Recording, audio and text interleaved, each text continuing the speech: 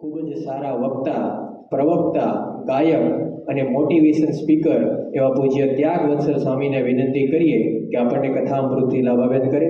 પૂજ્ય ત્યાગવત્સલ સ્વામી, તેમના પ્રવચનો વિશે છે સત્સંગનો સાચો મહિમા. શ્રી સ્વામિનારાયણ ભગવાનની જય. આપણે સૌ હાથ જોડી આંખો બંધ કરી ભગવાનના સ્મરણ સાથે મંગલાચરણમાં જોડાઈશું.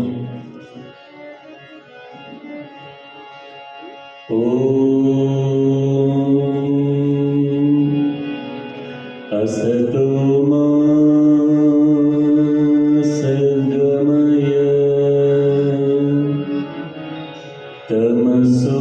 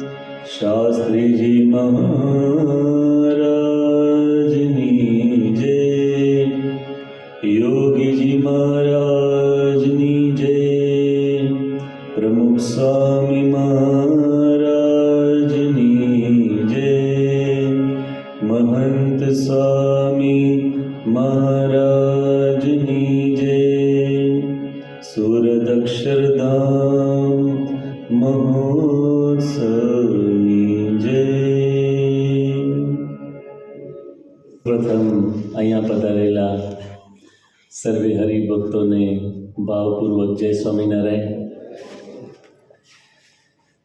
1996ની સાલમાં સારંગપુરમાં અમે લોકો હતા ત્યારે વિચરણ કરવા જવાનું થાય શ્રાવણ મહિનામાં. તો સાધુ થયા તરત જ અને હવે 28 વર્ષ પછી ફરી વારમાં આવ્યો. 28 વર્ષ પછી આપ સૌના દર્શન થયા. તે વખતે તો આપણું નાનું જે મંદિર છે એ હતું અને સત્સંગ પણ ઓછો હતો, પરંતુ અહીંયા સંતો કાર્યકરો ખૂબ જ પુરુષાર્થ કરી રહ્યા છે અને મહારાજ સ્વામીની દયાથી બધે જ સત્સંગ ખૂબ વધી રહ્યો છે. તો આટલું અદ્ભુત મંદિર નિર્માણ થઈ રહ્યું છે, આવો સરસ હોલ એ પણ આપણને પ્રાપ્ત થયો છે અને આપણો સત્સંગ તો દિન પ્રતિદિન વધતો જ જાય છે. અમે લોકો 2001ની સાલમાં મોરબી બાજુ વિચરણમાં હતા તો ત્યાં પણ એક નાના ઘરની અંદર 50-60 હરિભક્તોની રવિ સભા થતી હતી. આજે ત્યાં પણ આવો હોલ થઈ ગયો. ગઈકાલે અમે લોકો ત્યાં હતા તો ત્યાં પણ આટલી સંખ્યામાં હરિભક્તો આવ્યા હતા. એટલે આપણને ખ્યાલ આવે કે કેટલો સત્સંગ વધી રહ્યો છે. અને એમાં પણ આ વિસ્તારની અંદર ગઢડાથી બધા સંતો વિચરણ કરવા માટે પધારે. પહેલાં તો ગામડાઓમાં હરિમંદિરો હતા, હવે તો ધારીમાં, મહુવામાં અને અહીંયા 3 જગ્યાએ, અને આમ તો ઉના, એટલે 4 શિખરબદ્ધ મંદિરો આ વિસ્તારમાં થઈ ગયા, ગરડા સિવાય. તો સત્સંગ વધે છે એનું કારણ છે મહારાજ સ્વામીની કૃપા. સાથે જે હરિભક્તો રહે છે, વર્ષોથી અહીંયા કાર્યકરો, એ પણ અદ્ભુત સેવા કરે છે. અને એ કાર્યકરોને હંમેશા બળ આપનારા એવા પૂજ્ય સંતો, પણ એ બહુ તપસ્યા કરે છે. પોતે તપસ્યાનો મતલબ આપણને તો એવું લાગે વ્રત ઉપવાસ કરે, તો છે જ, પણ એક જ સ્થાનમાં વર્ષોથી ધૂણી દેખાઈને બેસવું, ગામડે ગામડે વિચરણ કરવું, હરિભક્તોના મન સાચવવા, પ્રસંગો સાચવવા, હરિભક્તોના સંતાનોને સંસ્કાર આપવા, આવા મંદિરો નિર્માણ કરવા, આ મોટા મોટી તપસ્યા છે. આવી તપસ્યા સંતો બધી જગ્યાએ કરી રહ્યા છે. અને એના પરિપાક રૂપે આપણને આવું સુંદર મંદિર પ્રાપ્ત થઈ રહ્યું છે. આમ તો કોઈ પણ મંદિર છે, હરિમંદિર હોય કે સંસ્કારધામ હોય કે શિખરબદ્ધ મંદિર હોય, મહારાજ સ્વામી તો અખંડ વિરાજમાન છે. પરમ પૂજ્ય મહંત સ્વામી મહારાજ 2020ની સાલમાં નેનપુરમાં વિરાજમાન હતા. કોરોના સમય દરમિયાન સ્વામીશ્રી એકવાર બહાર પૂજા કરવા પધાર્યા. તો સામે છે ને મંદિર છે, નેનપુરમાં કદાચ આપણે દર્શન કર્યા હોય તો એમ કહી શકાય કે સંસ્થાનું નાનામાં નાનું મંદિર, કારણ કે 15x15નો ઓરડો છે અને ઉપર ગુમ્મટ છે, કળશ છે, ધજા છે, નીચે પટ પ્રતિમા છે, ચિત્ર પ્રતિમા. કારણ કે એ તો એક આખું ફાર્મ છે. અને હવે શિબિર સેન્ટર જો આવા હોલને બધા થયા ત્યાં, પણ સ્વામીશ્રી પૂજા કરતા હતા અને સ્વામીએ એ નાનકડું મંદિર જોઈને એમ કહ્યું કે નાનું મંદિર છે પણ અક્ષર પુરુષોત્તમનું મહાન તીર્થસ્થાન છે. આવું સ્વામીએ કહ્યું એટલે સેવક સંતોએ કહ્યું કે બાપા, આપ પધાર્યા એટલે આ તીર્થસ્થાન થઈ ગયું. તો સત્પુરુષ તો કોઈ દિવસ પોતાના માથે લે નહીં, યશ ના લે. સ્વામીએ કહ્યું એમ નહીં, સાક્ષાત અક્ષર પુરુષોત્તમ મહારાજ બેઠા એટલે તીર્થસ્થાન થઈ ગયું. તો એક નાનકડું મંદિર પણ એ મહાન તીર્થધામ છે. તો અહીંયા તો આ 3 શિખરનું આવું મંદિર થાય છે, કેટલું મોટું તીર્થધામ થાય છે. એટલા માટે આપણે બ્રહ્માનંદ સાહેબના શબ્દો યાદ આવે છે કે રાજ મારે રે મંદિરે તમે રહો રહો, રાજ મારે રે મંદિરે તમે રહો રહો, મોહન મારે રે મંદિરે તમે રહો રહો, સ્વામી મારે રે મંદિરે તમે રહો રહો, રાજ મારે રે મંદિરે તમે રહો રહો, સ્વામી મારે રે મંદિરે તમે રહો રહો. આ વિશાળ મંદિરો દ્વારા અહીંયા ચૈતન્ય મંદિર થાય અને એમાં ભગવાન વિરાજમાન થાય, એના માટે આ બધા મંદિરો છે. કેટલા બધા મંદિરો થાય છે. આપણી સંસ્થામાં તો એમ કહેવાય છે કે દર અઠવાડિયે એક નવું મંદિર થાય છે. વર્ષની અંદર 52 અઠવાડિયા હોય. આપણા 53 કે 54 મંદિરો થાય, 52થી ઓછા નહીં. અને મંદિરો થાય એટલે ખાલી જમીન સંપાદન નહીં, જમીન સંપાદન, ગવર્મેન્ટની બધી પરમિશન્સ, બાંધકામ, સિંહાસનની પ્રસ્થાપના, મૂર્તિઓની પ્રતિષ્ઠા અને પ્રતિષ્ઠા મહોત્સવ સાથેનું એક મંદિર દર અઠવાડિયે થાય છે. દેશ વિદેશની અંદર મંદિરો થયા જ કરે છે. એટલે કેટલાક લોકો એમ કહે છે કે આજકાલ તો BAPS વાળાનો જમાનો છે. કેટલાક લોકો એમ કહે છે કે આજકાલ તો BAPS વાળાનો જમાનો છે, પણ એ લોકોને ક્યાં ખબર છે આપણી પાસે પ્રમુખ સાહેબ રૂપી ખજાનો છે. સારા ભાગ્યની રેખા આપણે હાથે જ છે. સારા ભાગ્યની રેખા આપણે હાથે જ છે, કારણ કે આજે પણ પ્રમુખ સ્વામી મહંત સાંઈ સ્વરૂપે આપણી સાથે જ છે. સત્પુરુષ પ્રગટ છે એટલે સત્સંગ વધે જ છે, વધવાનો જ છે, મંદિરો પણ થવાના છે. અને આ મંદિરોના માધ્યમથી આપણું ચૈતન્ય મંદિર તૈયાર થાય, એ હેતુ છે. કોઈ પણ આયોજન, આજે આપણે રવિ સભા કરીએ છીએ, પછી શાકોત્સવ આવશે, પછી જોડી પર્વ આવશે, નાના મોટા કોઈ પણ આયોજન થાય છે, એની પાછળ સંતોના મનમાં શુભ વિચાર કયો છે કે બધા મુમુક્ષુઓ અધ્યાત્મ માર્ગે પ્રગતિ કરે. બીજો કોઈ લૌકિક હેતુ નથી, બધા સત્સંગમાં આગળ વધે. સંત તુલસીદાસજીના જીવનની અંદર પણ આવો જ એક વિચાર આવ્યો. તુલસીદાસજીએ વિચાર કર્યો કે બધાને મારે કથા વાર્તા સંભળાવવી છે, તો એક સભા મંડપ બનાવડાવ્યો. વળી વિચાર કર્યો કે લોકો વધારે સંખ્યામાં આવે એના માટે કથા વાર્તાની સાથે બીજું શું હોવું જોઈએ? મમ્મમ હોવું જોઈએ, પ્રસાદ હોવો જોઈએ, કારણ કે પછી ઘરે જઈને બનાવવું નહીં. તેમણે બીજી ભોજનશાળા બાજુમાં બનાવી. એમાંય વિચાર કર્યો કે શું જમાડીએ, તો મેન્યુ નક્કી કર્યું. દૂધપાક બનાવડાવ્યો, દૂધપાક સાથે પૂરી, સરસ મજાનું શાક, રોટલી, પુલાવ, કઢી, બરાબરની પડાપડી. ભોજનશાળામાં આવીને લોકો બરાબર જમવા માંડ્યા. તુલસીદાસજી વોઝ વેરી હેપી કે આટલા બધા માણસો આવી ગયા, બહુ સારું કહેવાય. તુલસીદાસજીએ એ ભોજનશાળામાં જઈને બધાને હાથ જોડીને કહ્યું કે ભક્તો, આ મહાપ્રસાદ તમારા માટે છે, જમજો. પછી જમવાનું પૂરું થાય એટલે બાજુમાં સભા મંડપમાં આવીને બેસજો, ત્યાં કથા વાર્તા થશે. બધા કે હા તમે જાઓ, અમે આવીએ. તુલસીદાસજી ગયા, આંખ બંધ કરીને મંગલાચરણ કર્યું, જયનાદ કર્યો અને મનમાં વિચાર કર્યો બધા આવી ગયા હશે. આંખ ખોલી તો આશ્ચર્ય, ભોજનશાળામાં પડા પડી અને સભામાં માણસ અઢી, એક કાકો, એક કાકી, એક નાનું બાળક. કોકને મોકલ્યા, ભાઈ જોઈ આવો ભોજનશાળામાં કોઈ હજુ જમે છે? જોવા ગયા તો કોઈ જ નહીં, ખાલી બધા જતા રહ્યા હતા. એમના અનુભવ પરથી હવે આપણે પછી જમાડીએ છીએ. માણસ જોયા અઢી અને તુલસીદાસને રીસ ચડી કે ત્યાં આટલી પડા પડી નહીં, અઢી માણસ. કવિ હતા ને, 6 પંક્તિઓ મુખમાંથી સરી પડી, એ આજે પણ ઉપલબ્ધ છે. પહેલી પંક્તિમાં લખ્યું, પશુ ઘડતા નર ગણ્યો, ભૂલ્યો સિંહને પૂછ, તુલસી હરિ કી ભક્તિ બિન, દિક દાઢી દિક મૂછ. પશુ ઘડતા નર ઘડ્યો, કોણ? પરમાત્મા. પરમાત્માએ આ સૃષ્ટિનું સર્જન કર્યું, પર્વતો બનાવ્યા, નદીઓ બનાવી, સરોવરો બનાવ્યા, જંગલ બનાવ્યા, જીવજંતુઓ બનાવ્યા, પક્ષીઓ બનાવ્યા, પશુ બનાવ્યા, છેલ્લે માણસની રચના કરી. પશુ ઘડતા નર ઘડ્યો, ભૂલ્યો સિંહને પૂછ. માણસને શિંગડું કે પૂંછડું કંઈ હોતું નથી. પરંતુ તુલસીદાસજી કહે છે કે તુલસી હરિ કી ભક્તિ બિન, દિક દાઢી દિક મૂછ. એટલે કે જેના જીવનમાં ભગવાન પ્રત્યે ભક્તિ નથી, કથા વાર્તા સાંભળવા માટેનો અનુરાગ નથી, એ માણસમાં ને પશુમાં શું તફાવત છે? What is the difference between human beings and animals? પશુ પંખી કોઈ ભક્તિ કરી શકે છે? કેટલી કથા પારાયણો થાય છે દેશ વિદેશમાં. તમે જોયું કે કોઈ કૂતરો આવીને બેસી જાય કથા સાંભળવા?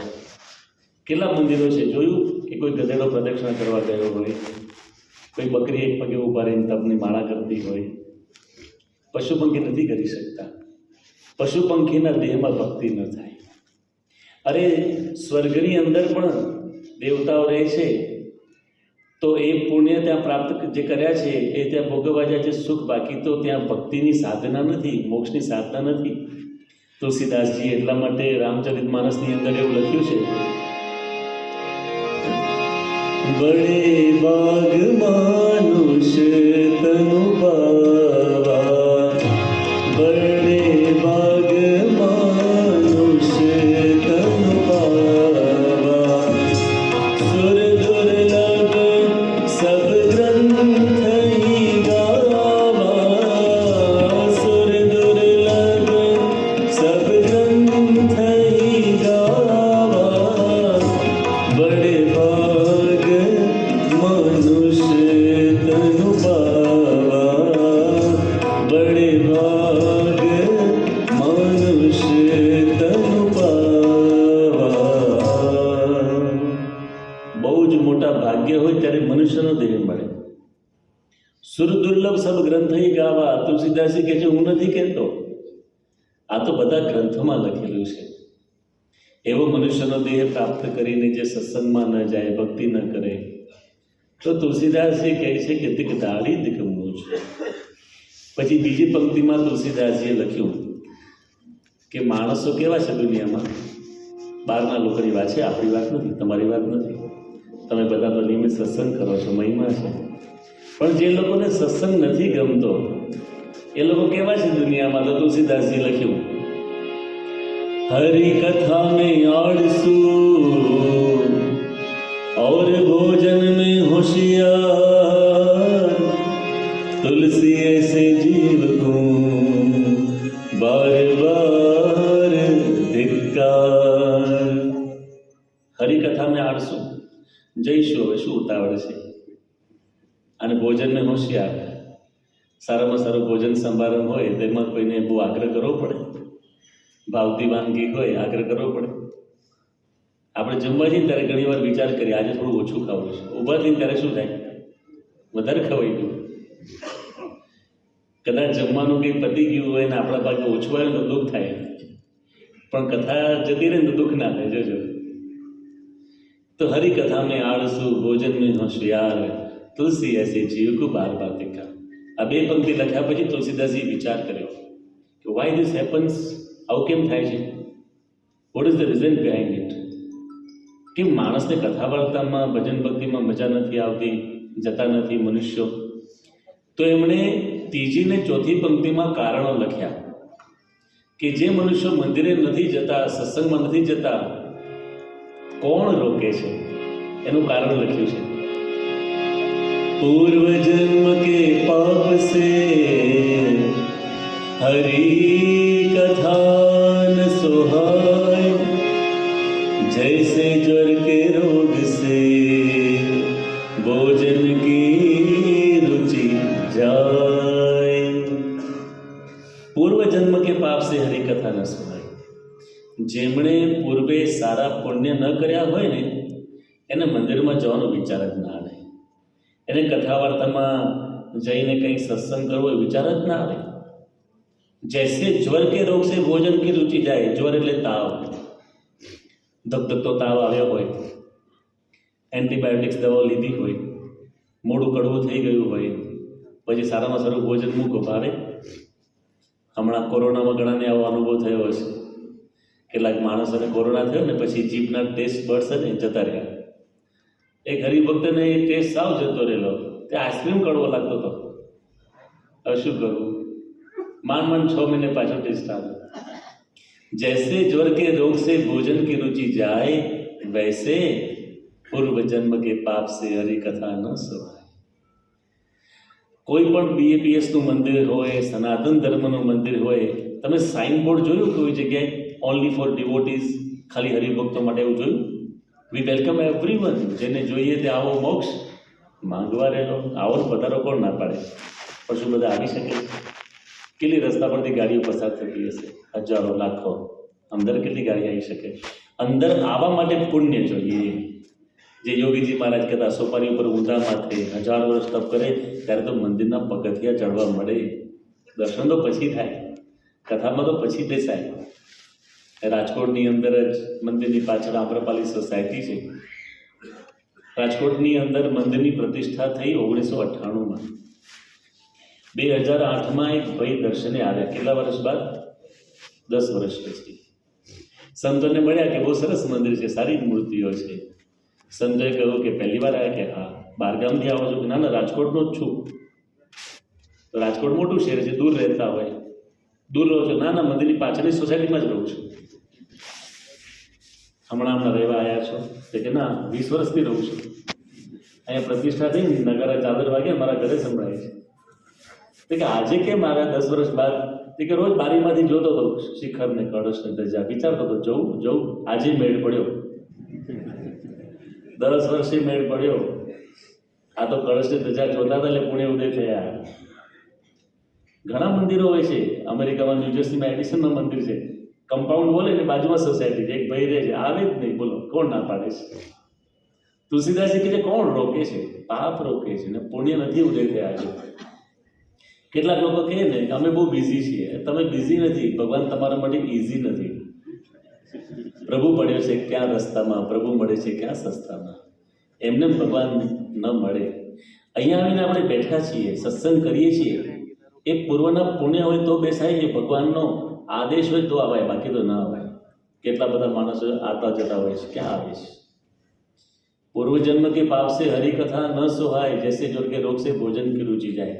પછી તુલસીદાસજી ચોથી પંક્તિમાં એવું લખે છે, કદાચ આપણે કાર્યકરો સંતો કોકણોની બહુ ફોલોઅપ કરીએ, આવો ને આવો આવે ખરા, પણ પાછું આમને મજા ના આવે, પેલી છેલ્લી વાર આવી જતા કંટાળે.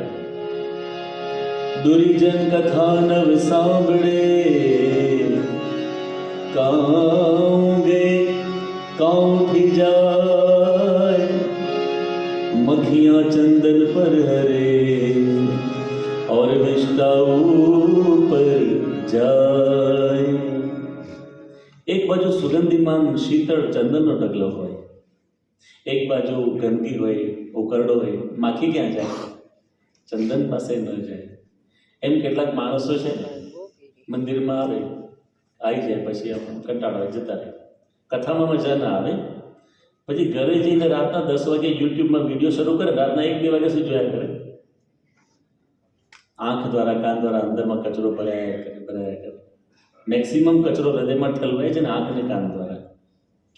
માણસ જોવા બેસે ને કેટલી રીલ્સ જોઈ નાખે, કેટલી મૂવી જોઈ નાખે ને, વાયોલન્સના, ફાઇટિંગના સીન જોઈ નાખે, કચરો ભરાય. અહીંયા દિવ્ય મંદિર, આવું દિવ્ય માહોલ, એમાં મજા ના આવે, ત્યાં મજા આવે. માખી જેવા માણસો છે. तुलसीदास जी કહે છે, પૂર્વજન્મ કે પાપ से हरि कथा न सोहाय, दुर्जन कथा न સાંભળે કાંગે કાંઠી જાય, મખિયા ચંદન પર હરે और વિષ્ટા ઉપર જાય. આ 4 પંક્તિ લખ્યા બાદ હવે જે લોકો નિયમિત સત્સંગ કરે છે એનો મહિમા લખે છે. આપણો મહિમા, તમારા બધાનો મહિમા છે કે જે સત્સંગમાં આવે છે, સભામાં આવે છે, કેટલા પુણ્યશાળી છે.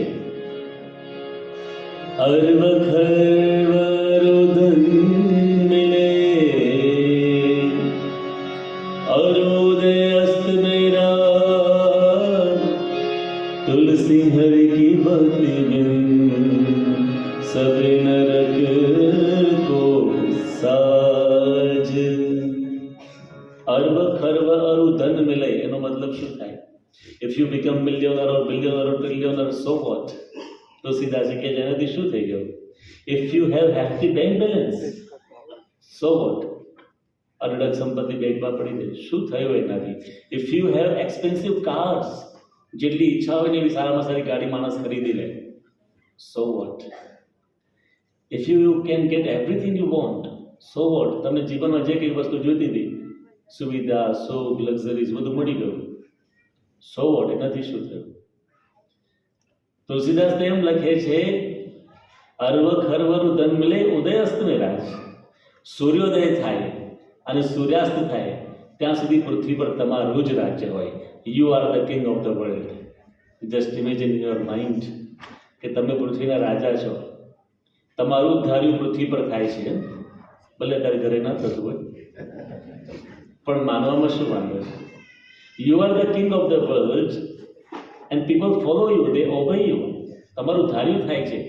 તુલસીદાસજી કહે છે, તુલસી હરિ કી ભક્તિ બિન સબે નરક કો સાય. ભક્તિ કરી, સત્સંગ કર્યો, એવરીથિંગ બિલોંગ્સ ટુ હેલ. આ બધું તો પડ્યું રહેવાનું છે. દુનિયામાં લોકો બધું પ્રાપ્ત કરે, સારી વાત છે.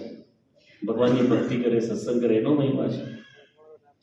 બાકી તો દુનિયામાં માણસ ગમે એટલું પ્રાપ્ત કરે છે, કશું સાથે આવે છે? ભગવાનની વ્યવસ્થા કેવી કરી છે? તમે કાં તો વાપરો, કાં તો આપી દો, સાથે લઈ જવાની વ્યવસ્થા નથી. ગમે તેટલો કોઈ અનાજનો સંગ્રહ કરે છે, કાં તો તમે અનાજને સરસ થાળ બનાવી ભગવાનને ધરાવી જમી લો, દીન દુખિયાને આપો, મંદિરમાં આપો, પણ અનાજનો સંગ્રહ કરી રાખો તો શું થાય છે? અનાજ ખોવાઈ જાય, ધનેડા પડી જાય.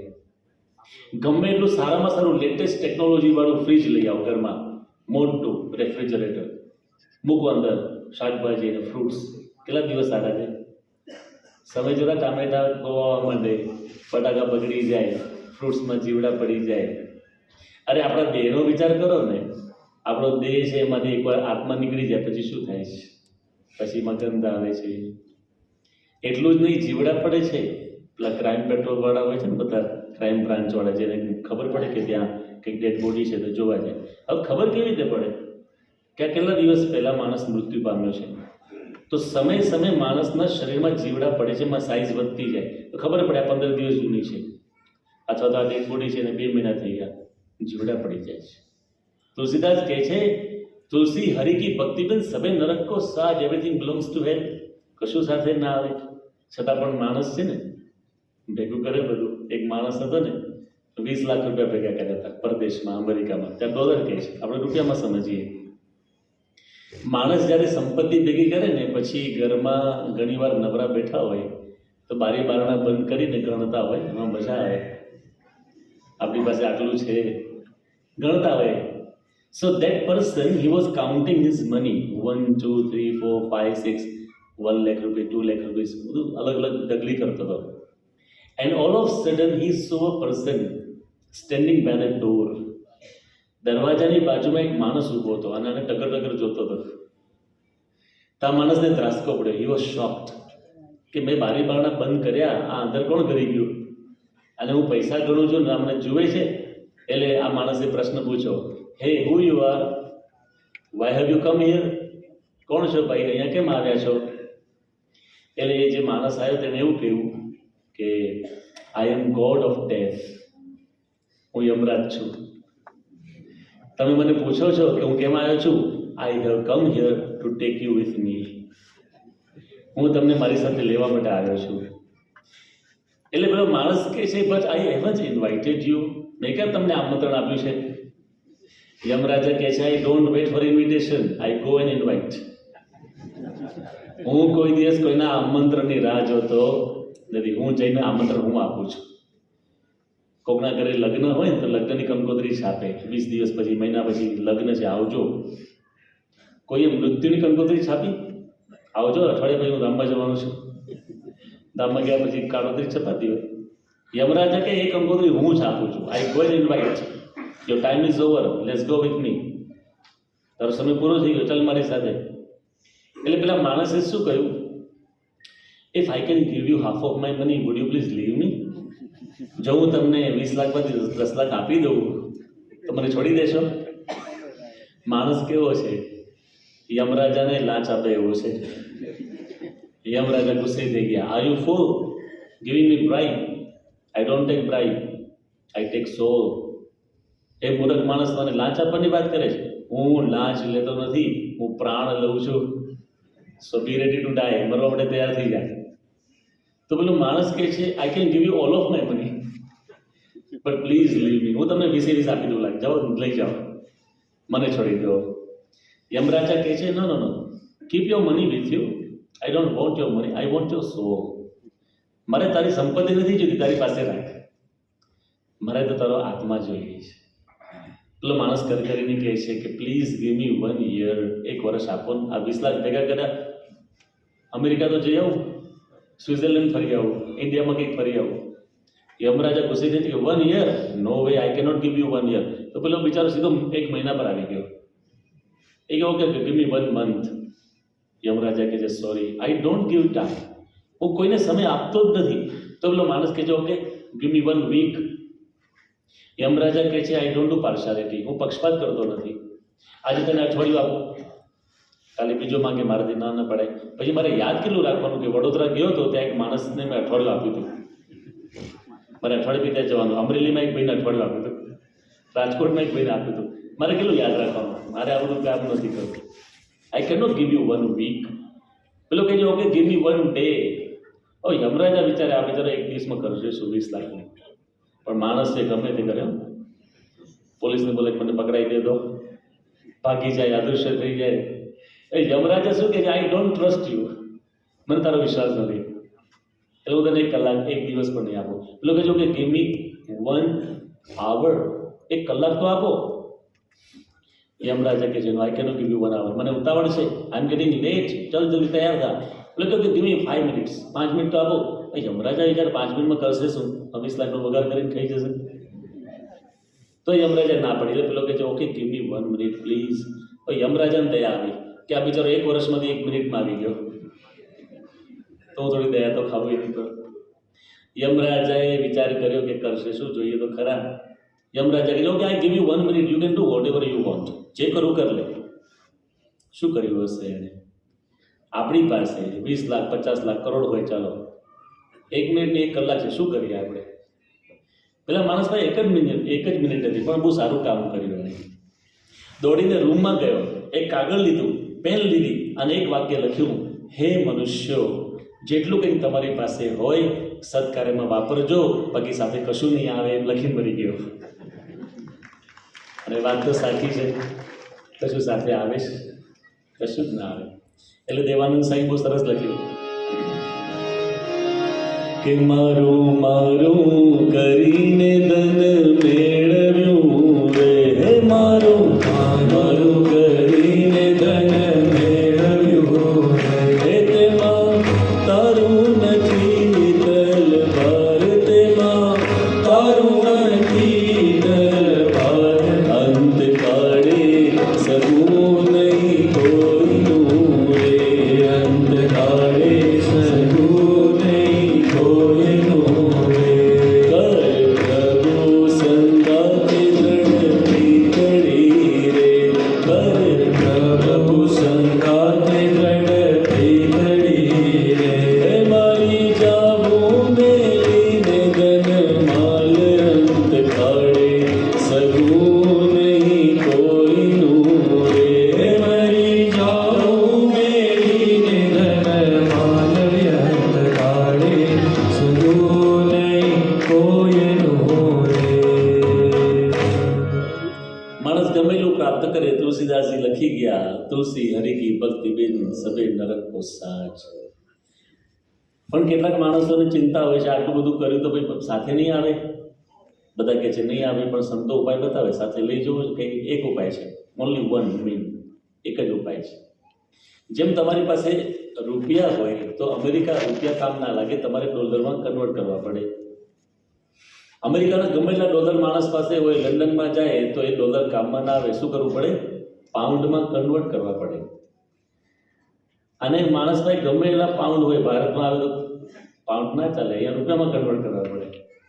એમ તમારી પાસે જે કંઈ છે એને પુણ્યમાં કન્વર્ટ કરો તો ઉપર આવે, સત્કર્મમાં કન્વર્ટ કરો તો ઉપર આવે. તો તુલસીદાસજી આ વાત લખી, સત્સંગનો મહિમા લખ્યો. અને હવે છઠ્ઠી પંક્તિમાં તુલસીદાસજી આપણા બધાના મનના એક પ્રશ્નનો જવાબ આપે છે.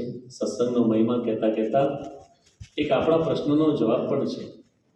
આપણને ઘણી વખત મનમાં એક પ્રશ્ન થતો હોય છે કે આપણે આટલી સત્સંગ સેવા ભક્તિ વગેરે કરીએ છીએ, તેમ છતાં સામાન્ય ઘરમાં રહીએ છીએ, સામાન્ય ગાડીમાં ફરીએ છીએ, અને જે લોકો સત્સંગ નથી કરતા, ધર્મ નિયમ નથી પાળતા, ઘણીવાર દેખાય કે એ લોકો બંગલામાં રહેતા હોય, સારી ગાડી ફરવતા હોય, તો કેમ આવું?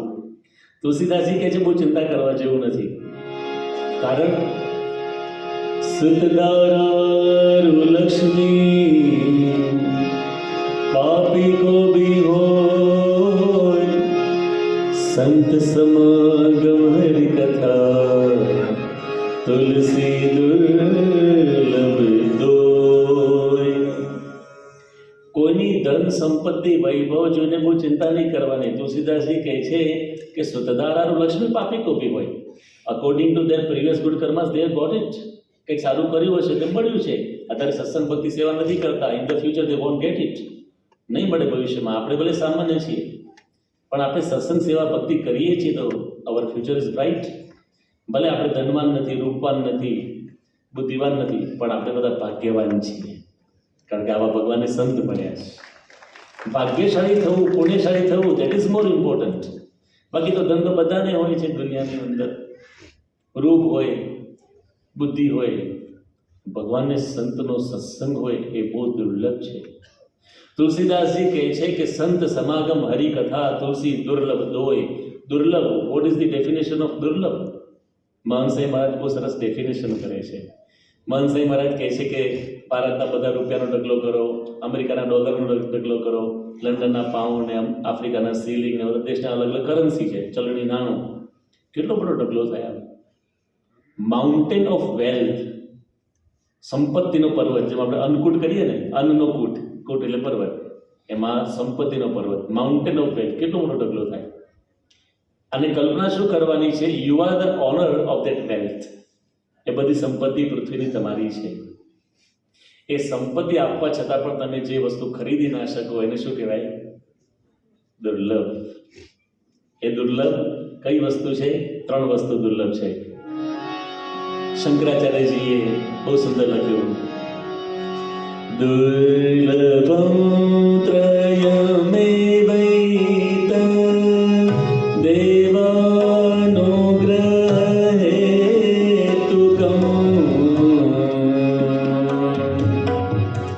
मनुष्यत्वं मुमुक्षुत्वं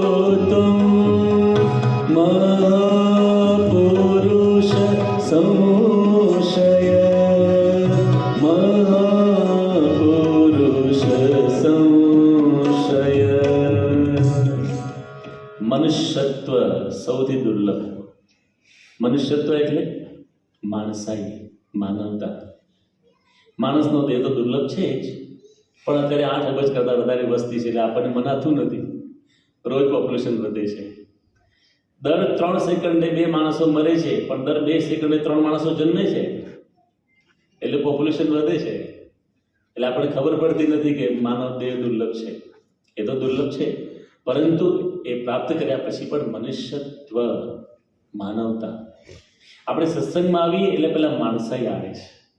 વ્યસનો જતા રહે, દુરાચાર જતો રહે, પાપાચાર ઓછો થઈ જાય, આપણે ધીમે ધીમે ધર્મની પાળતા થઈએ. જો આપણે માણસ થઈએ છીએ પછી મુમુક્ષુતા જાગે. હવે મારે મોક્ષ જ પ્રાપ્ત કરવો છે, મારે બીજું કશું જોઈતું નથી, આવતો જન્મ લેવો જ નથી. આ વિચાર આવે છે કે નહીં? What is that? That is મુમુક્ષુતા. મોક્ષસ્ય કાંક્ષા ઇતિ મુમુક્ષા, મોક્ષમ કાંક્ષત ઇતિ મુમુક્ષુ. મોક્ષની ઈચ્છાને મુમુક્ષા કહેવાય, જે મોક્ષને ઈચ્છે એને મુમુક્ષુ કહેવાય. એ મુમુક્ષત્વ આવે, પરંતુ ત્રીજું તત્વ જે દુર્લભ છે એ તો દુનિયાને ઘણી વખત માણસોને મળતું નથી, આપણને સુલભ મળી ગયું. એ છે મહાપુરુષ સંશય. એ દુર્લભ એટલે પ્રમુખ સાંઈ મહારાજ ને મહંત સાંઈ મહારાજ, એ આપણને સહજ મળી ગયા. એટલે આપણે કેટલા ભાગ્યશાળી છીએ. આ 3 વસ્તુ સુલભ થઈ ગઈ. તુલસીદાસજી કહે છે સંત સમાજ અમારી કથા તુલસી દુર્લભ દોય, એ આપણને ઇઝીલી અવેલેબલ વસ્તુ થઈ ગઈ. કેટલા પુણ્યશાળી છીએ, કેટલો સત્સંગનો અદ્ભુત મહિમા છે. અને આ માત્ર તુલસીદાસજી વાત લખી એવું નહીં, કોઈ પણ શાસ્ત્ર વાંચો એમાં વાત છે. ભગવાન શ્રી સ્વામિનારાયણે પણ અનેક ચરિત્રો દ્વારા આ સત્સંગનો મહિમા સમજાવ્યો.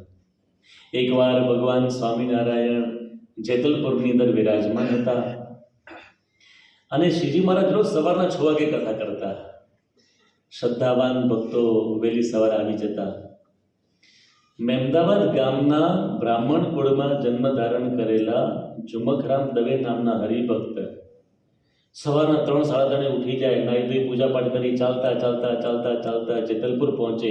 શ્રીજી મહારાજની સામે જઈને કથામાં બેસી જાય.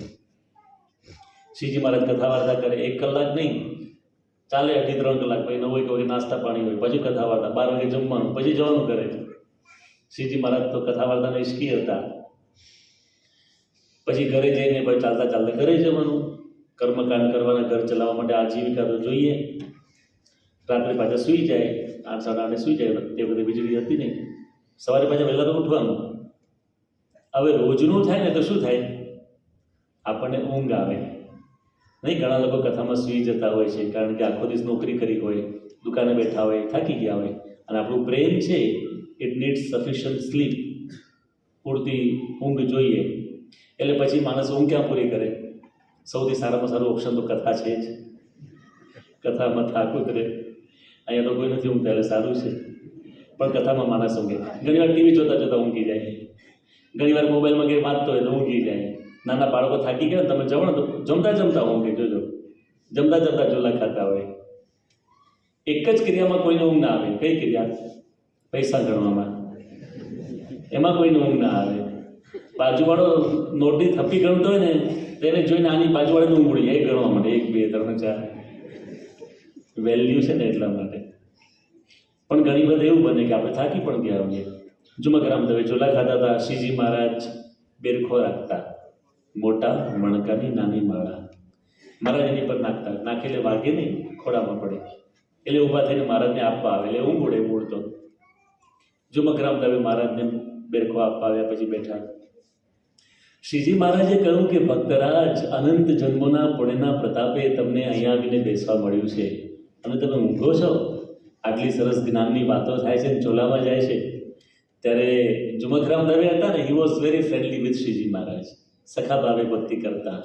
મહારાજને કહે છે, મહારાજ ઊભા રહો 1 મિનિટ. આપે હમણાં એવું કહ્યું કે મેં પૂર્વે બહુ પુણ્ય કર્યા છે એટલે અહીંયા બેસવા મળ્યું છે. તો આપ તો ભગવાન છો, શું આપ મને કહી શકશો કે મેં પૂર્વજન્મમાં શું પુણ્ય કર્યા હતા? દરેકને પોતાનું પૂર્વનો જન્મનું જાણવાની બહુ ઈચ્છા હોય છે. ઝુમકરામ દવે પૂછ્યું ત્યારે મહારાજે કીધું સાંભળવું છે કે હા મહારાજ. મહારાજ કે સાંભળો. સતયુગની અંદર ભક્ત પ્રહલાદ થયા. એમના પિતા હતા હિરણ્યકશિપુ. પ્રહલાદ તો નાનપણથી ભક્તિ કરતા. હિરણ્યકશિપુએ પેલા રોક્યા. પ્રહલાદ પોતે ભગવાનની ભક્તિ કરતા રોકાયા નહીં. એટલે હિરણ્યકશિપુને ગુસ્સો આવ્યો. પોતાના અનુચરોને કહ્યું આને મહેલમાંથી બહાર લઈ જાઓ, કિલ પ્રહલાદભાઈ, એની મીન્સ મારી નાખવા. લઈ ગયા. સૌથી પહેલા શસ્ત્રોનો પ્રહાર કર્યો, ભાલો, બરસી, તલવાર. પ્રહલાદને કાંઈ ન થાય. પર્વત પરથી પાડ્યા, ઝેરી સર્પ લાવ્યા, મદોન્મત હાથી લાવ્યા, કાલ કોટડીમાં પૂર્યા. પ્રહલાદને કાંઈ ન થાય, કારણ કે ભગવાન રક્ષા કરતા હતા. હવે આ બધા અસુરો જ્યારે પ્રહલાદને મારવાના પ્રયાસો કરી રહ્યા હતા ત્યારે એમાં એક અસુર સારો હતો જે પ્રહલાદને મારે નહીં. બીજા અસુરોને કે રહેવા દો ને ભાઈ, આને શા માટે મારો છો? બિચારો 5 વર્ષનું બાળક છે, આપણું શું બગાડ્યું? તો બીજા બધા અસુરો શું કહે? બોલવાનું નહીં. આ હિરણ્યકશિપુને ખબર પડશે ને તો પ્રહલાદને પછી મારશે, પેલા તમને ફાંસી ચડાવશે. આ તો હિરણ્યકશિપુની આજ્ઞા છે, આને મારી નાખવાનો છે. એટલે પેલો અસુર બોલે નહીં, પણ મારવામાં પાર્ટિસિપેટ ના થાય. અસુરો મારે, પ્રહલાદને તો કંઈ થાય નહીં, અસુરો થાકીને જતા રહે. આ અસુર પ્રહલાદની બાજુમાં બેસે, એ પ્રહલાદના માથે હાથ ફેરવે, બેટા પ્રહલાદ, ભગવાન તારી રક્ષામાં છે, ગભરાતો નહીં, હું પણ તારી સાથે છું. એને ભક્ત માટે પ્રેમભાવ હતો. જ્યારે નૃસિંહ ભગવાન પ્રગટ થયા, હિરણ્યકશિપુનો વધ કર્યો. હિરણ્યકશિપુની સાથે બધા અસુરો પણ આવ્યા હતા. ભગવાને સર્વેનો સંહાર કર્યો. જેણે જેણે ભક્તનો દ્રોહ કર્યો હતો ભગવાને એને એ પ્રમાણે ફળ આપ્યું. પણ જે અસુર સારો હતો, ભગવાન તો બધું જ જાણે છે. રામ જરો કે બેઠ કે સબકા મુજરા લે, જૈસી જિસકી કરને વૈસા ઉસકો દે. એ અસુરને ભગવાને માણસનો દેહ આપ્યો. એ મનુષ્યનો દેહ પામીને એને ખૂબ ભક્તિ કરી. શ્રીજી મહારાજ વર્ણન કરવા લાગ્યા. બીજો જન્મ મળ્યો, વન્સ મોર. બીજા જન્મમાં તપ કર્યું. ત્રીજો જન્મ મળ્યો, એમાં તીર્થયાત્રાઓ કરી. ચોથા જન્મમાં યજ્ઞો કર્યા. પાંચમા જન્મમાં દાન કર્યું. છઠ્ઠો જન્મ, 7મો, 8મો, 100, 200, 1000, 2000, 5000, 50,000 જન્મ ધારણ કર્યા. અને 50,000 જન્મની અંદર ખૂબ પુણ્ય કર્મ કર્યા. એ પુણ્ય ઉદય થયા. એને મેમદાવાદ ગામની અંદર બ્રાહ્મણ કુળમાં જન્મ મળ્યો. એનું નામ ઝુમકરામ દવે. તમે પોતે છો. આવું જ્યારે કહ્યું ને ત્યારે ઝુમકરામ દવે કે મહારાજ હું અસુર હતો, મારાથી બહુ સારા અસુર હતા. તમે ભક્તનો પક્ષ આપ્યો એટલે તમને માણસનો દેહ મળ્યો. પછી મહારાજે 2 વાતો બહુ સરસ કરી. મહારાજ કે આ તો તમને સમજાય એટલે 50,000 બોલ્યા, બાકી તો તમે અનંત જન્મ ધારણ કર્યા છે. બીજી વાત મહારાજે કરી કે આ તો તમારી વાત નથી, જે પ્રગટ ભગવાનનો સત્સંગ કરે છે એ બધા પુણ્યશાળી છે. આપણે બધા બેઠા છીએ, આપણે પણ બહુ પુણ્ય કર્યા હોય તો આપણે BAPSના મંદિરમાં આવીને કથા વાર્તા સાંભળી શકીએ. એટલા માટે પરમહંસે ભજનમાં લખ્યું, પૂર્વનું પુણ્ય પ્રગટ થયું જાણે, પૂર્વનું પુણ્ય પ્રગટ થયું જાણે, સ્વામિનારાયણ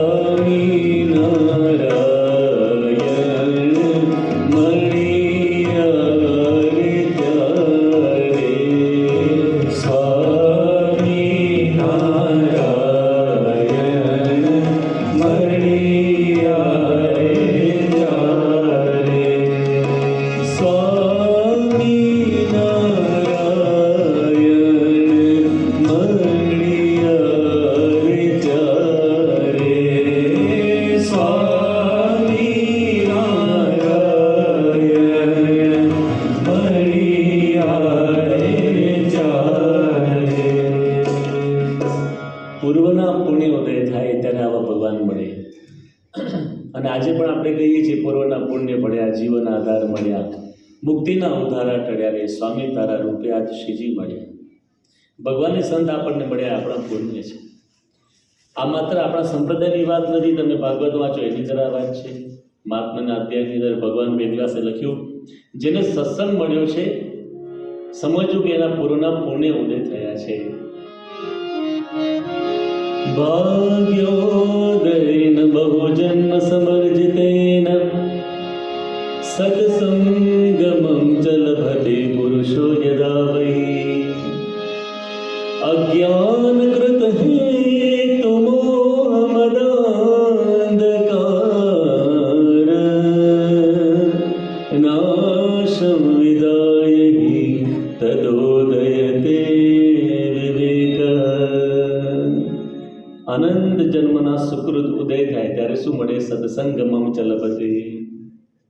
હમણાં પ્રવક્તાએ વાત કરી ભાગવતના એકાદશ સ્કંદની, જેની વાત ભગવાન સ્વામિનારાયણે પ્રથમના ગરડા મધ્યના 54મા વચનામાં કરી. કૃષ્ણ પરમાત્મા આ લોકમાંથી જ્યારે વિદાય થવાના હતા ત્યારે પોતાનો જ્ઞાનનો વારસો ઉદ્ધવજીને આપ્યો. શ્રી કૃષ્ણ ભગવાનને અર્જુને પ્રશ્નો પૂછ્યા અને ભગવાને જે ઉપદેશ આપ્યો એ ભગવદ્ ગીતા, ઉદ્ધવે પ્રશ્નો પૂછ્યા અને ભગવાને જે ઉત્તર આપ્યા એ ઉદ્ધવ ગીતા. શ્રીમદ ભાગવતના એકાદશ સ્કંદમાં ઉદ્ધવ ગીતા છે.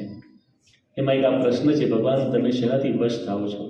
ભગવાન તમે શેનાથી પોતાના ભક્તની સમીપે રહો છો? ત્યારે ભગવાને આ વાત કરી. ન રોધયતિ મામ યોગ ન સાંખ્યમ ધર્મૈવ ચ ન સ્વાધ્યાયસ્તપસ્ત્યાગો નિષ્ઠાપૂર્તમ ન દક્ષિણા વ્રતાની યજ્ઞશ્છંદાંસી તીર્થાની નિયમાયમાઃ યથા વરુંદે સત્સંગ સર્વાસંગાપહોહિમાં. ભગવાન કહે છે જપ તપ વ્રત દાન તીર્થયાત્રા યજ્ઞો શાસ્ત્ર અધ્યયન સમાજ સેવા આ બધું સારું છે, કરવું જોઈએ, ના નથી, હું રાજી થઉં છું. પણ સત્સંગ કરીને હું વશ થઈ જાઉં છું. હું હંમેશા મારા ભક્તના સમીપે રહું છું. સ્વયં નારદજીએ ભગવાન વિષ્ણુને એકવાર પ્રશ્ન પૂછ્યો કે ભગવાન તમારું કાયમી સરનામું કયું છે, તમે ક્યાં રહો છો? ભગવાન કહે છે નાહં વસામિ વૈકુંઠે યોગિનાં હૃદયેપી ચ મદભક્તા યત્ર ગાયન્તિ તત્ર તિષ્ઠામિ નારદ. જ્યાં સંતો ભક્તો ભેગા થઈને મારું ભજન નામ સંકીર્તન કરે, કથા વાર્તા કરે છે ને, that is my permanent address. આ ભગવાનનું કાયમી સરનામું છે. તો દરેક શાસ્ત્રમાં વાત છે. તમે વાંચો રામાયણ અરણ્ય કાંડની અંદર ભગવાન જ્યારે શબરી માતાને ત્યાં પધાર્યા અને તે વખતે ભગવાનને શબરીબાઈએ બોર જમાડ્યા પ્રસંગ પ્રસિદ્ધ છે. ભગવાને તે સમયમાં શબરીબાઈને નવધા ભક્તિનો ઉપદેશ આપ્યો. શબરીબાઈ સ્વયં ભક્તિનું સ્વરૂપ હતા. આખી જિંદગી ભક્તિ સિવાય શું કર્યું હતું? એમને ઉપદેશ આપવાની શું જરૂર હતી? પરંતુ શબરીબાઈ તો નિમિત્ત હતા. જગતના પ્રત્યેક મનુષ્યને ભગવાને નવધા ભક્તિનો ઉપદેશ આપ્યો. એ નવધા ભક્તિમાં શું છે? ભગવાન બહુ સુંદર વાત કરે છે. નવધા ભક્તિ કહું તો હી પાહી સાવધાન સુન ધરો મન માહી. નવધા ભક્તિ કહું તો હી પાહી સાવધાન સુન ધરો મન માહી. પ્રથમ ભગત સંત કર સંગા દૂસરી રતિ મમ કથા પ્રસંગા. ગુરુપદ પંકજ સેવા તીસરી ભક્તિ અમાન. ચોથી ભક્તિ મમ ગુણ ગન કરઈ કપટ તજી ગાન. મંત્ર જાપ મમ દૃઢ વિશ્વાસા પંચમ ભજન સુભેદ પ્રકાશા. છકદમ શીલ વિરતિ બહુ કર્મા નિરત નિરંતર સજ્જન ધર્મા. સાતમ સમ મોય મેં જગ દેખા મોતે સંત અધિક કરી લેખા. આઠ વિજથા લાભ સંત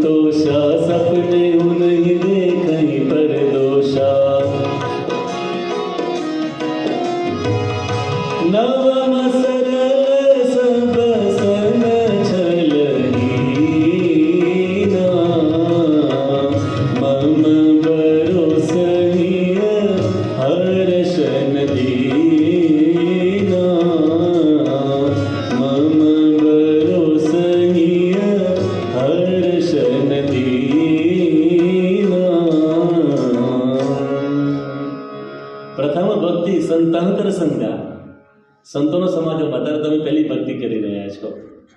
પ્રથમ ભક્તિ સંતન કર સંગા, દૂસરી રતિ મમ કથા પ્રસંગા. કથા વાર્તા સાંભળવામાં પ્રેમ, રતિ એટલે પ્રેમ.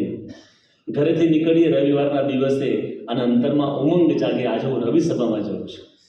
પરાસભામાં જઈ ત્યારે અંતરમાં આનંદ હોય, આજે હું કથા વાર્તા સાંભળવા જાઉં છું. દેટ ઇઝ ભક્તિ, દેટ ઇઝ ડિવોશન. દૂસરી રતિ મમ કથા પ્રસંગા. ત્રીજી વાત શું કરી? ગુરુપદ પંકજ સેવા. જો સત્સંગની વાત છે, સંતની વાત છે, ગુરુપદ પંકજ સેવા. તીસરી ભક્તિ અમાન, નિર્માનની તેને ભક્તિ કરવી ગુરુની. ચોથી ભક્તિ મમ ગુણગાન, કરઈ કપટ તજી ગાન.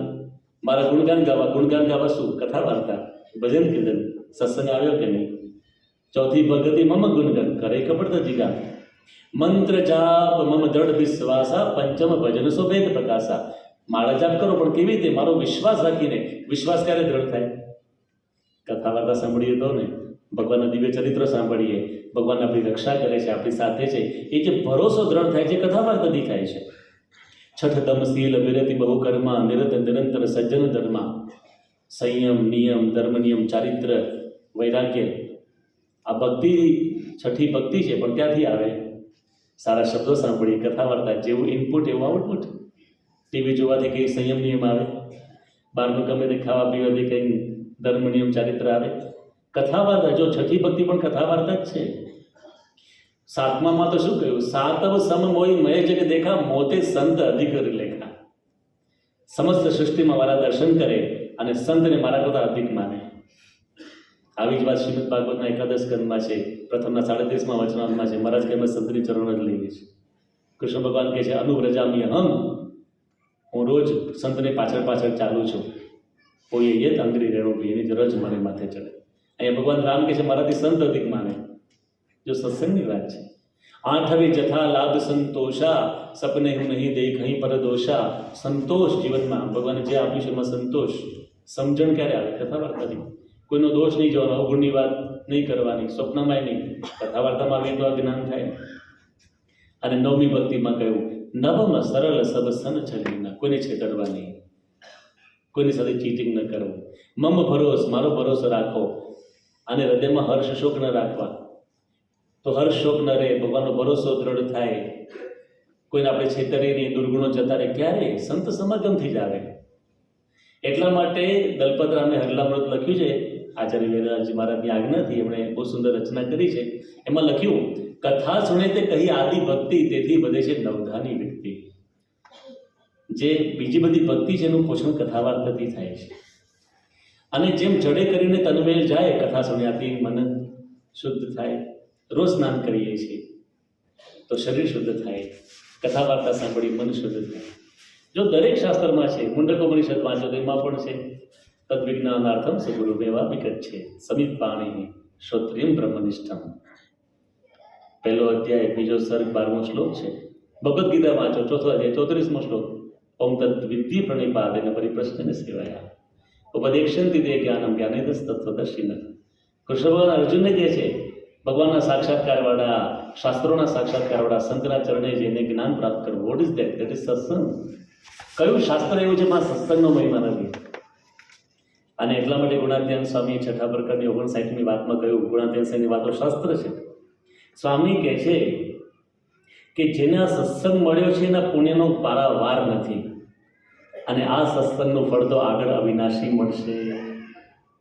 અદ્ભુત ફળ મળવાનું છે. અક્ષરધામની પ્રાપ્તિ થવાની છે. આ લોકની અંદર પણ સદગુણો પ્રાપ્ત થવાના છે. અને એટલા માટે મહંત સાંઈ મહારાજે આપણને સત્સંગ દીક્ષામાં આજ્ઞા કરી.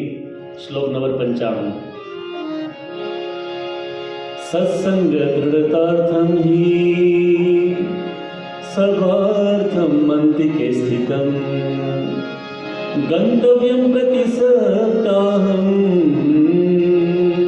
મંદિરમ વાપી મંડલમ. પોતાના સત્સંગની દ્રઢતા માટે દર અઠવાડિયે રવિ સભા પરાસભામાં જવું, નજીકમાં મંદિર હોય, મંડળ હોય ત્યાં જવું. શેના માટે? કોઈને બતાવવા માટે નહીં, કોઈ ફોલોઅપ કરે એટલા માટે નહીં. સત્સંગ દ્રઢતાની, મારો પોતાનો વ્યક્તિગત સત્સંગ દ્રઢ થાય, આ વિચારથી કથા વાર્તા સાંભળવી. અને લોકોને આ ભાવના છે તો કેવી કથા સાંભળે છે. ઈશ્વરભાઈ પટેલ અમેરિકાની અંદર બોસ્ટનમાં સભામાં આવે છે. રહેતા નથી બોસ્ટનમાં, રહે છે વર્મોન્ટમાં. એના ઘરેથી બોસ્ટન મંદિર છે 2.5 કલાક દૂર થાય છે. 2.5 કલાક આવવાના, 2.5 કલાક જવાના. 26 વર્ષથી એક પણ રવિ સભા ચૂક્યા નથી. કેટલી દ્રઢતા હશે. હવે આપણે અમરેલીમાં ગમે તે ખૂણે રહેતા હોઈએ, 2.5 કલાક થાય મંદિર આવતા. 2.5 કલાકમાં તો આપણે નજીકના બધા મંદિરો છે, કરવત મંદિરો આપી જાય છે. કેટલી શ્રદ્ધા, જો આ મહિમા હોય તો થાય ને. તો આવો મહિમા પરમ પૂજ્ય પ્રમુખ સ્વામી મહારાજ જ્યારે અમરેલીમાં, જ્યારે ભરૂચમાં વિરાજમાન હતા 1986ની સાલમાં, અને પ્રીતમ પાર્ક સોસાયટીમાં નવીનભાઈ પટેલના ઘરે બાપાનો ઉતારો હતો. સ્વામી ત્યાં બેઠા હતા અને કમલેશભાઈ નામના હરિભક્ત આવ્યા, પ્રેમી ભક્ત, પણ કેવા બાપા ટુ બાપા, બાપા આવે ત્યારે જ આવે, પછી સભામાં ના આવે. પાછા પ્રેમી, સેવા પણ કરે, પણ બાપાને કે બાપા મારા ઘરે તમારે આવવું પડશે, આવજો, આવશો કે નહીં એવું નહીં, આવવું પડશે. સાહેબ કે ચાલો. ક્યાં છે ઘર તમારું? બાપા બાજુની સોસાયટીમાં છે. સાહેબ કે વોકિંગ કરતાં કરતાં જઈએ. સ્વામી વોકિંગ કરતાં કરતાં ગયા, દૂર હતો છતાં બાપા નીકળ્યા. એક બાજુ સેવક સંઘનો હાથ પકડ્યો, એક બાજુ કમલેશભાઈનો. પછી બાપાએ કહ્યું, કમલેશભાઈ તમે અમને તમારા ઘરે કેમ લઈ જાઓ છો?